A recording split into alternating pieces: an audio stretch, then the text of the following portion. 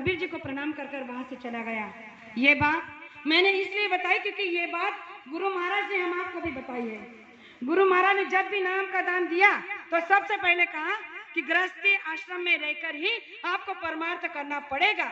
अगर आप ये चाहोगे कि हम संन्यास ले लेंगे, गिरी के अंदर गुफाओं में चले जाएंगे, माँ बाप को छोड़ देंगे, पत्नी बच्चों को छोड़ देंगे और एक पैर पर खड़े होकर संन्यास लेकर एक पैर पर खड़े होकर साधना करेंगे, भूखा प्यासा रहेंगे तो हमारी तपस्या बन जाएगी। तो गुरु महाराज ने इसको निषेध कर दिया है। कहा कि मनुष्य शरीर मिला है कर्म करने के लिए, कर्म करने की आजादी मिली है, लेकिन कर्म ऐसे करो कि जिसकी पूजा हो जाए। तो कहा कि कर्म ऐसे करो कि कर्तव्य के साथ निभाते हुए। फिर कहा कि पति जो पति है, पति के धर्म की पालना करे, पत्नी पत्नी धर्म की पालना करे, बेटा बेटे के धर्म की पालना करे, बेटी बेटी की धर्म की पालना करे, गुरु गुरु के धर्म की पालना करे, शिष्य जो है शिष्य की धर्म की पालना करे। यानी अपने अपने कर्तव्य की पालना करते हुए जो इस गृहस्थी आश्रम को चलाएगा वो उच्च कोटि का गृहस्थी आश्रम होगा। और इन सभी के चलते हुए जो अपने गुरु ने बताए रास्ते पर चलकर सुबह 1 घंटा, शाम को 1 घंटा बिना नागा किए साधन भजन करेगा तो उसका उच्च कोटि का साधन बन जाएगा। प्रेमियों, आज इस पवित्र महा अवसर पर हम सबको ये उच्च कोटि की साधना करने का अवसर गुरु महाराज ने दिया है और इसीलिए इसका नाम मुक्ति दिवस रखा है कि हमारी जीवात्मा जो जन्मों जन्मों से यहाँ पर जन्मी है, पता नहीं कितने बार कीड़े मकोड़े की योनि में गए, कितने बार पशु पंछी की योनि में गए, हमने हजारों बार करोड़ों बार एक एक योनि में जन्म लिया, तब कहीं जाकर ये मनुष्य का शरीर मिला। इसलिए कहा जाता है, जो हमारे महाराष्ट्र के संत तुकाराम महाराज कहते हैं कि एक एक योनि कोटि कोटि फेरा, मग लागे मनुष्याचा वारा। हमारे तुकाराम महाराज ने कहा कि एक एक योनि में करोड़ों बार जन्म लेना पड़ता है, करोड़ों बार मरना पड़ता है, तब कहीं जाकर ये मनुष्य का शरीर मिलता है। इसलिए हमारे गोस्वामी जी महाराज ने भी कहा है कि बड़े भाग मानुष तन पावा, सुर दुर्लभ सब ग्रंथ न गावा। उन्होंने कहा कि सबसे उच्चतम देह अगर संसार में कोई होगा मृत्यु लोक में तो है मनुष्य का शरीर। इस मनुष्य शरीर के द्वारा ही प्रभु की प्राप्ति की जा सकती है और इसीलिए इसे उच्च कोटि का मानव देह कहा गया है। लेकिन आज हम आप देख रहे हैं कि ये उच्च कोटि का मानव देह आज के संसारी प्रेमियों ने इसे नरक में झोंकने का कार्य कर दिया है। हर घर में कलह कलेश अगर है, हर घर में दुख तकलीफ बीमारी अगर है तो वो हमारे खान पान के वजह से, क्योंकि आज घर में छोटे छोटे नौजवान बच्चे नशा करते हैं, मांस मदिरे का सेवन करते हैं और इसीलिए उनकी बुद्धि जो है खराब हो जाती है। तो बाबा जय गुरुदेव जी महाराज ने जो शाकाहार प्रचार में हम सभी प्रेमी नारा लगाते हैं कि मानवता का कर दिया नाश, पीकर दारू खाकर मांस। आज अगर मानवता इस संसार से हट गई है, इसका नाश अगर हो गया है तो इन दो चीजों की वजह से। और इसीलिए गुरु महाराज ने एक छोटा सा कार्य हम आप सभी छोटे छोटे जीवों को दिया है। जिस तरह से त्रेता युग में भगवान राम ने उस समय का जो अधर्म को मिटाकर धर्म की स्थापना करने का जो सहयोग और जो श्रेय उस समय के बंदर भालों को दिया, वही श्रेय गुरु महाराज इस कलयुग में हम आपको देना चाहते हैं। द्वापर युग में जब अधर्म को मिटाकर धर्म की स्थापना करने का जो श्रेय पांडवों को मिला, वही श्रेय गुरु महाराज आज इस कलयुग में हम आपको देना चाहते हैं। बताइए, हमको हमारे घर में रहना है, परिवार के साथ रहना है, माता पिता की सेवा करनी है, पत्नी बच्चों का भरण पोषण करना है, दुकान दफ्तर खेती को संभालते हुए दिन के 24 घंटे में से 22 घंटे संसार में लगाना है, केवल 2 घंटे में अपना सच्चा परमार्थ बनाना है और इसी सच्ची साधना के साथ हमारा उच्च कोटि का साधन बना लेना है। लेकिन आज इन बातों को हमने केवल कह कर रखा है, सुन के रखा है, अमल में नहीं किया है। जो हमारे गुरु भाई जो पहले बोलकर गए, हमारे बंबई से आए हुए, उन्होंने एक बात कही, किसके ध्यान में नहीं है, लेकिन मैंने सुना कि जो गुरु महाराज को तो हम सब मानते हैं।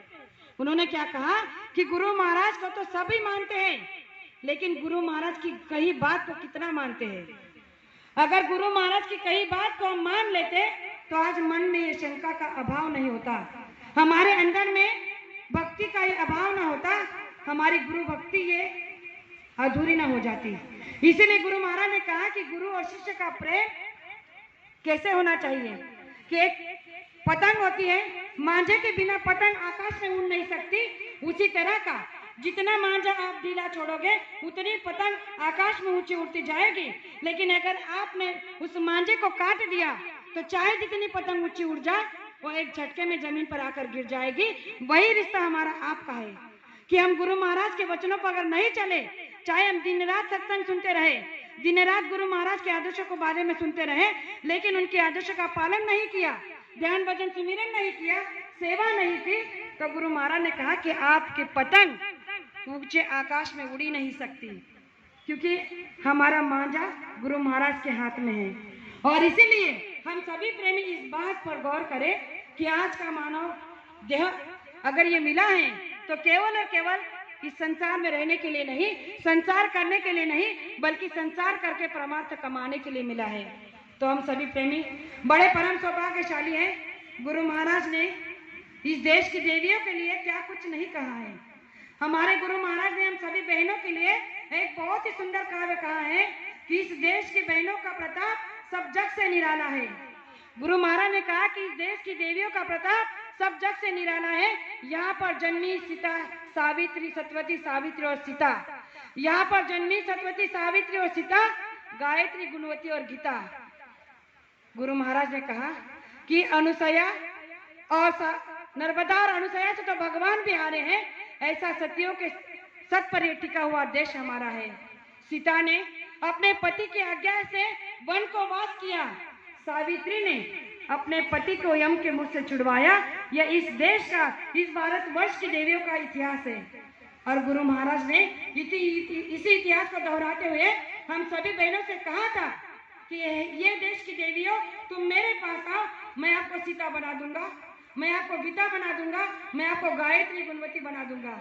इस देश के नौजवानों को कहा था कि ये देश के नौजवानों, आप मेरे पास आओ, मैं आपको राम बना दूंगा, मैं आपको कृष्ण बना दूंगा, मैं आपको स्वामी विवेकानंद बना दूंगा। लेकिन आज तक संसारी की बात तो छोड़ो, संसारी विचारे इन विचारों से लाखों कोस दूर है। लेकिन हम सभी सत्संगी की बात अगर करी जाए तो हम में से किसी ने ये नहीं कहा गुरु महाराज से कि हम आपके पास आना चाहते हैं, आप हमको सीता बना दो, आप हमको गीता बना दो, लक्ष्मी बना दो, अनुसया बना दो। भाइयों ने नहीं कहा कि आप हमको राम बना दो, हमको अच्छा विवेक बुद्धि देकर एक अच्छे इंसान की मानव बना दो। लेकिन गुरु महाराज ने कहा कि फिर भी मैंने आप सब पर दया कर एक विधान जारी कर दिया है, और वो विधान है इस समय का कि अगर आप इस समय में अपने घर में, अपने परिवार के साथ में, अपने परिवार को चलाते हुए दिन के 24 घंटे में से 22 घंटे संसार में देकर 2 घंटे का सच्चा परमात्मा बना लोगे, अपने माता पिता की सेवा करोगे, सास ससुर की सेवा करोगे, बच्चों का भरण पोषण करोगे, अपने बच्चों को अच्छे संस्कार दोगे, तो गुरु महाराज ने कहा कि आपको स्वर्ग का सुख इसी मृत्यु लोक में मिल जाएगा। बताइए, स्वर्ग का सुख पाने के लिए 33 करोड़ देवी देवता की प्रार्थना करते हैं, लेकिन फिर भी उन्हें उनकी झलक तक नहीं मिलती। वो स्वर्ग का सुख गुरु महाराज इसी मृत्यु लोक में हम आपको दे रहे हैं, और हमें क्या चाहिए।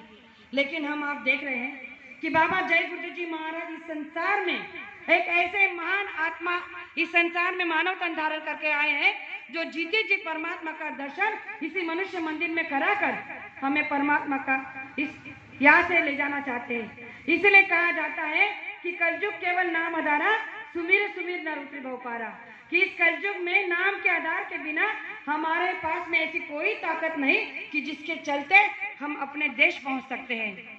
बाबा जय गुरु जी महाराज ने कहा कि ध्यान भजन सुमिरन इस समय की वो पूंजी है कि जिसके बल पर आप जीते जी मरना सीख सकते हो।